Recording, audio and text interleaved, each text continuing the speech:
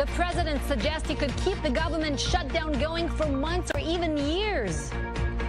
Plus, we will have all you need to know about the upcoming Israeli elections and how it may impact Washington's hope for peace.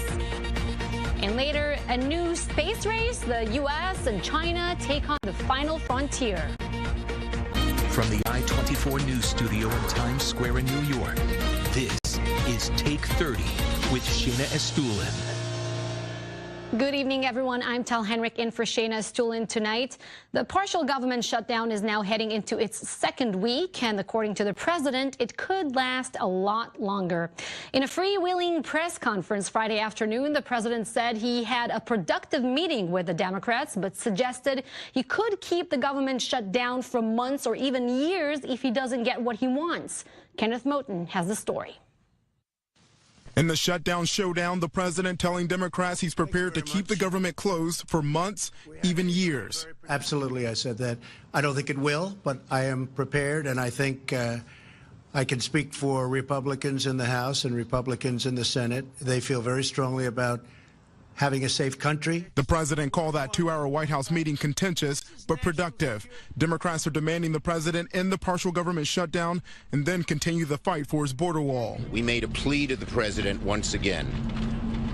Don't hold millions of Americans, hundreds of thousands of workers hostage. We really cannot resolve this until we open up government, and we made that very clear to the president. Trump also making it clear he wants $5.6 billion for his wall. This is national security we're talking about. We're not talking about games. The new Democratic majority in the House passed a plan to reopen the government with no wall funding. The House bills, similar to the ones the GOP-led Senate approved 2 weeks ago, before the president changed his mind. Any viable compromise will need to carry the endorsement of the president before it receives a vote. If Congress doesn't give the president his wall, ABC News has learned he's considering other options, including declaring a national emergency to move funds. Absolutely. No, we can do it. I haven't done it. I may do it. I may do it. But we could call a national emergency and build it very quickly. That was Kenneth Moton reporting. Let's bring in our senior Washington correspondent, Dan Raviv, and senior national correspondent, Michael Schur, to discuss it further.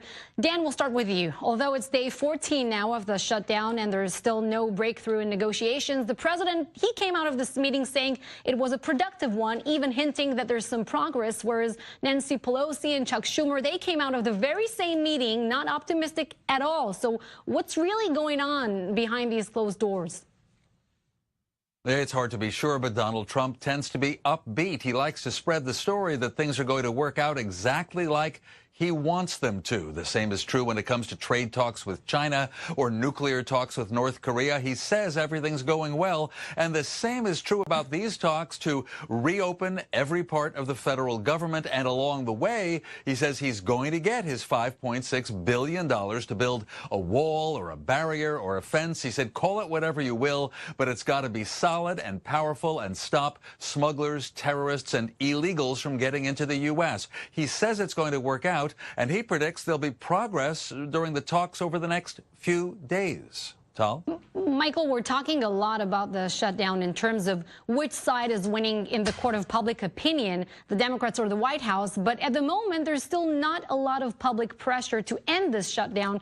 And the blame game, I would say, is mainly within the political circles. How do you explain this? Well, you know, first of all, you have to explain it due to the fact that people have been checked out of politics, maybe until yesterday because of the holidays that just happened. As they check back into politics and they find that there's been a government shutdown, it's going to take a little time to sort of sort out how, you know, who's going to be credited with the recovery and who will be sort of blamed for shutting it down. Now, the president has said from the beginning, and the Democrats have said over and over and repeated that he had said this, that he was going to own this shutdown. The real tactic right now is who is going to own the end of the shutdown. And as trivial as that may seem, this is a city that is based on politics in a building where that's all that anyone talks about. So it's an important factor for them as they go into this. And if they're able to remove, Tal, some of the funding from the budget to make it part of, you know, sort of separate from a government budget, from the federal budget, then Democrats say that that would be a win for everybody. So we'll have to just see.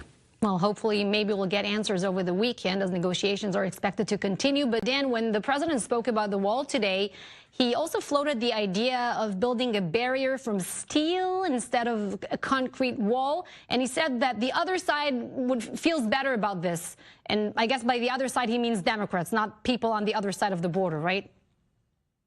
We have no indication that that's true, but he's always had the impression that if he gets away from the word wall, Democrats might be okay with it. So he's trying to get used to saying steel fence, but still on Twitter and in person, he keeps saying wall. And that is more of a turnoff because during the campaign in 2016, Trump would lead his crowds in chanting, build the wall, build the wall. And who will pay for it? And they would chant Mexico. And he'd say that's great. Even right now, he still claims that Mexico will pay for it. He tried to explain today. It was a little bit hard to follow. He says the new trade agreement that's replacing NAFTA will bring so much money into the U.S. and American corporations won't leave this country anymore to the extent that that pays for the wall, and that's the same as Mexico paying. Whatever. Tal? Dan, Michael, today is also day 2 of the Democratic House of Representatives, and we're already hearing a lot about the word impeachment. There's been some controversy, too. That's the time to cover your children's years. Let's listen to what freshman representative of Michigan, Rashida Tlaib, has to say. People love you, and you win. Woo! And when your son looks at you and says, Mama, look, you won, bullies don't win. And I said, baby, they don't, because we're going to go in there and we're going to impeach the mother.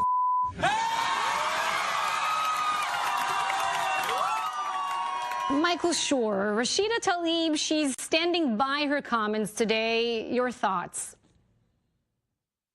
Well, first of all, she said that to her 7-year-old. That was the thing that really caught me more than the word did. But yeah, listen, I think Democrats that I've spoken to on the Hill, and it's very anecdotal, today have said to me that this Republican Party, the one that is supportive of Donald Trump, has no standing to criticize a lack of decorum. This lack of decorum did not happen on Capitol Hill. It was different than that. Some of them cited the time that Vice President then Dick Cheney said something similar to Senator Pat Leahy on the floor of the Senate. These sorts of things do happen, and they're trying to distance themselves from it. The talk of impeachment, though, that predated this. You know, there was talk of impeachment in the last Congress in the 115th, and as a matter of fact, they've almost toned it down now. Nancy Pelosi and the leadership of the Democrats on the Hill are saying, hey, you know what? We're going to get to that when we get to it. We have other things to get to first. And until we have some bipartisanship, until we actually have some meat that we can sink our teeth into, we are not going to talk about impeachment ad nauseum. But it's a big caucus now of well over 200 members for the Democrats, and some of them are going to talk about impeachment because it's something that American people, a lot of the Democratic voters who changed this Congress, said was important to them. Dan, and President Trump, he also has an answer to those calling to impeach him. Well, a couple of things in mind. He said that the use of a vulgar word that rhymes with mother trucker was disgraceful and was dishonoring her family, Rashida Tlaib's family, as well as dishonoring the country. But he also says that during the closed meeting today, Friday, he said to Nancy Pelosi, you can't impeach me. I'm doing such a great job. And Pelosi said, we're not planning to go after impeachment. And he said, good. So for now, they got along on that issue. Gerald Nadler, the Democrat who's now going to be chairman of the House Judiciary Committee, he says he doesn't like the vulgar language, but they have to follow the facts where they lead. Everyone's waiting for Robert Mueller's report to see if there are alleged crimes committed by Trump. Michael, are all Democrats on the same page when it comes to introducing impeachment measures? No, they're clearly not. I mean, I think that right now that to get them on the same page, there would have to be something, like I mentioned earlier, Tal, that would get them there. So they're waiting for Robert Mueller, certainly, and they're not just going to impeach because they now have the majority in the House. Of course, if they do impeach, it would go to the Senate anyway, and the Senate right now would need a 2/3 majority, and it's a majority of Republicans. There has to be something that gets bipartisanship into the conversation about impeachment, and that's what they're sticking with. Dan Raviv and Michael Schur, thank you both very much. And still to come here on Take 30, Israel heads to the polls this spring, April 9th. How will political uncertainty in that country impact the Trump peace plan? Plus, America, China, and Iran, rivalries on Earth take to space.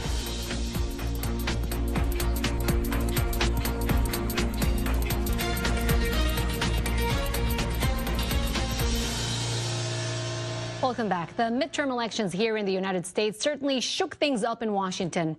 In Israel, people are bracing for the changes that may come as elections loom. And as we get closer to that date in April, we wanted to break down the many parties, players, and who could pose a real threat to Prime Minister Benjamin Netanyahu. I-24 News diplomatic correspondent Eli Hochenberg has our story. Troubles on the left, troubles on the right, but a middle ground will be inevitable.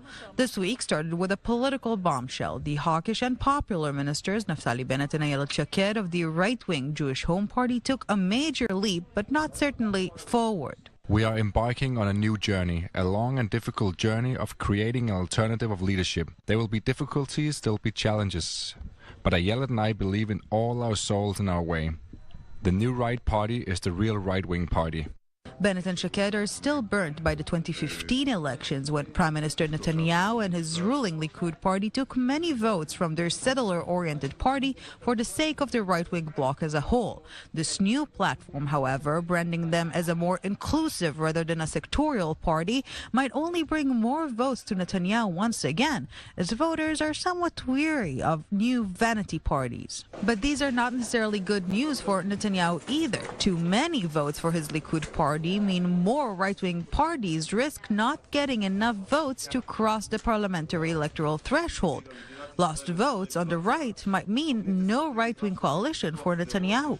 But as much as this situation is complex, the state of the center-left is far more chaotic. I still believe in uniting a large camp that believes in change. But to be successful, this needs friendship, resilience, and faith in our path. Unfortunately, this isn't happening in this partnership. Therefore, once again, I'm choosing the public. Tzipi, I wish you luck in the elections, in whatever party you may be. The Zionist Union, the only political force that somewhat challenged Netanyahu in the previous round, is now gone. Labour leader Avi Gabai might have blindsided Tzipi Livni with his decision, but she too was unhappy with this forced marriage. Our list of priorities has to be first the country, second the party, and third myself. The speech you heard earlier today is what I heard during the time he was leader of the party, which was only me, me, me. So now the question is not if, but when and how. With many scattered forces on the left, insignificant on their own, the inevitable move will be joining forces. Challenge is to unite, not to split, not to disintegrate. They all should sit together, should convene and say, figure out who would have the better chances, to win the election, and ask everybody to join in. Yet with multiple leaders who aren't willing to be led, the fate of the center-left remains a blur. Eli Hochenberg, I-24 News.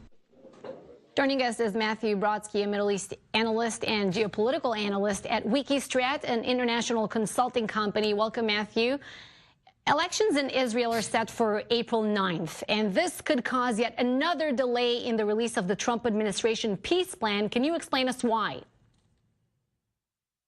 Well, traditionally, whenever there's an Israeli election period, the United States doesn't try to inject some major type of peace effort into the mix and turn it into a political hot football in Israel. So it will be delayed, but I think that actually works to overall to most Israelis' benefit and to the Palestinians' benefit, because it doesn't seem like the parts of it that have been leaked so far are something that would be eagerly accepted by many parties in the Middle East. But it'll sit on the shelf nonetheless right now. Plus, some say that the timeline is also an issue here, because by the time a new Israeli government will be sworn in, it will be time here in the United States to start campaigning for the 2020 presidential race. It's pretty clear that Prime Minister Benjamin Netanyahu, he would be President Trump's favorite candidate in these elections. But do you think that the administration will intervene in any kind of way in his favor? We have to say that previous U.S. administrations have picked a side. Right. Well, one can't rule out anything that Trump might tweet or something. I think clearly personal relationships are very important to Trump. He values his relationships personally when he met with Kim Jong-un from North Korea. Same with Putin. He's met with him separately without any translators apparently from the United States there back in Helsinki. And the ongoing relationship that he's had with Netanyahu predates both of them coming into their current political positions. So I think that is something that Trump will like to see continue. But again, according to polling, there's no reason to believe that that won't continue. The main question that the United States will have to consider is if Netanyahu wins, as it looks like he would, what type of coalition does he end up putting together? Will it have centrist parties this time instead, in which he would be on the right of that coalition, so they would be more able to compromise, perhaps? Or would he create the same type of coalition that would be a right-wing coalition, less willing to compromise? In fact, if a peace plan would come out, perhaps the coalition would break apart, and again, you would have early elections. In a yes or no, very quick answer, Matthew, do you foresee a scenario in which Netanyahu will not be the next Israeli prime minister? Anything can happen, but probably not. All right, Matthew Brodsky, thank you for joining us. What a week it has been for outer space. First, we had NASA getting a glimpse at the furthest object in our solar system so far. Then China making a giant leap forward by landing a rover on the far side of the moon. Scientists may be excited, but American defense officials and experts worry this new space race may turn into a rivalry with serious consequences. To discuss, let's bring in James Head, a planetary science professor at Brown University. And Jim, let's start with how significant is China's achievement in landing a spacecraft on the far side of the moon, and what can they really learn from this mission? Well, it's very exciting and also very, very significant. It's not trivial to land a spacecraft on the far side because basically you need a communication satellite. You need to be able to communicate with the spacecraft as it descends to the surface. And then also, of course, once it gets there to do its work, you need to be able to communicate with Earth. My first job was working in the Apollo program in astronaut training and mission operations, and we thought about that possibility, but it was too difficult at the time. We needed a communication satellite, et cetera, so we didn't do it. This is a major achievement. China has put 2 spacecraft, one for the communications. It's like an infrastructure in space. And the second one is the lander, and it has a rover, which is now operating on the surface. It's very, very exciting and very pioneering and just an incredible achievement. What are China's goals in space? Are you concerned by the possibility of really getting a space race between space powers like the China, U.S., and also Russia? Well, there's cooperation, collaboration, and competition. And, there's no question that from a world power point of view, U.S. and China are definitely in a competition. There's no question. And in so many different ways, we've seen play out over the last months or so. But indeed, China has great ambitions in space. They know that it's a great investment in soft power. That is to say, if you land on the far side of the moon, you are showing that you have the technological, the engineering, the scientific, and the managerial capability to produce some really fundamental thing and do it all in an integrated way. And that's a really good illustration, just like we had in Apollo, where we showed, by gosh, we can actually go to the moon with humans, return them safely, and we got a lot of soft power, pride and prestige out of that, where pride is how we view ourselves and prestige is how other people view us. So yes, it's very definitely a major part of their program. So you mentioned that alongside with the competition, we also see cooperation. Despite certain rivalries on this planet, in outer space, we do often see cooperation between space powers, right? That's true. I mean, we can only just to think about the fact that as we speak here, we have a spacecraft in orbit, the International Space Station, which is piloted by, in fact, Americans and Russians, who we're not exactly on totally friendly terms with right now in some ways, and also Canadians. One of my colleagues, St. Jacques, is up there at the present time.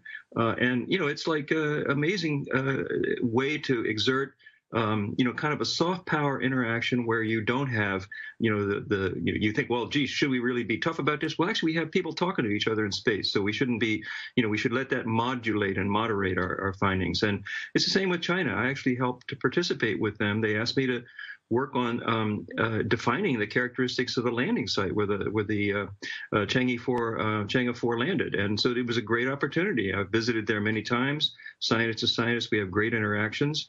And, it's a big solar system. It helps to cooperate and not to be totally competitive and repetitive, et cetera. So there's two different dimensions. There's a soft power dimension, and then there's the, essentially the property vision that really helps.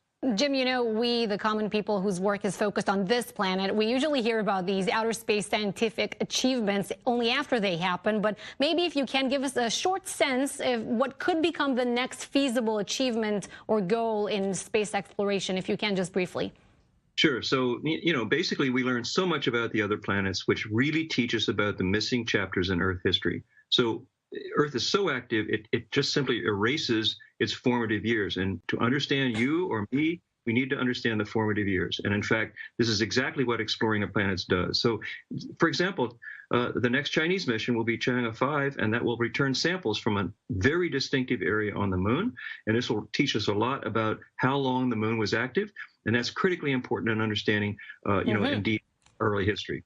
And as we'll get these results, we'll have you on the show again to break it down with us. Jim Hadd, thank you very much. Yeah, thank you very much. Now back to this planet. Detroit, Michigan was once a great American city, but years of economic hardship left it full of empty shops and crumbling homes. But now, as the city begins to turn around, correspondent Andy Rosjan shows us how folks are taking small steps to make homes affordable for those who need it the most.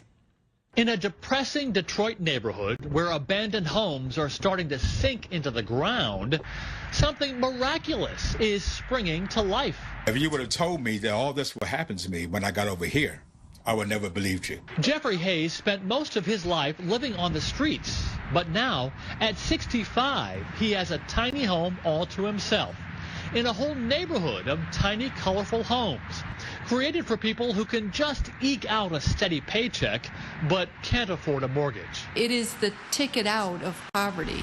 The downside of Detroit's big economic comeback is that many low-income renters are being priced out. So in 2016, Reverend Faith Fowler dreamed up this idea, and within months donated new furniture, construction materials, and manpower all started pouring in with not a penny of government money. Bon Jovi sent $100,000. He had never heard of us before, right? But people get it, that this really is an anti-poverty program. It's not just residential stability. Architects have been falling over themselves to donate whimsical home designs. The first architect Reverend Fowler turned to wanted all these homes to look just the same. She said no. She wanted them to look just as distinctive as the people who live here. We didn't want a neighborhood where people would drive by and say that's where the homeless live. We wanted them to drive by and say, isn't this a beautiful community? Fowler is now getting calls from neighborhood planners all over the world. And she explains to them that prospective residents like Jeffrey have to first apply with her charity group, Cass Community Social Services. Homes range in size from 250 to 500 square feet, and the rent, $1 per square foot. If all goes well, after 7 years, the renter will own the home. No strings attached. I thought I hit the lottery. I thought I was the most blessed man on the planet. All my prayers and tears was answered. Each home comes fully furnished inside with solar panels in back to keep electric bills low. And as this neighborhood grows to an eventual 35 tiny homes, property values will rise, and maybe a new grocery store or school will pop up. Just proof that big ideas start tiny. Andy Rosjan, I-24 News, Detroit. Beautiful story. That does it for Take 30. Don't go anywhere. David Schuster with Stateside. They're next. Thank you for watching.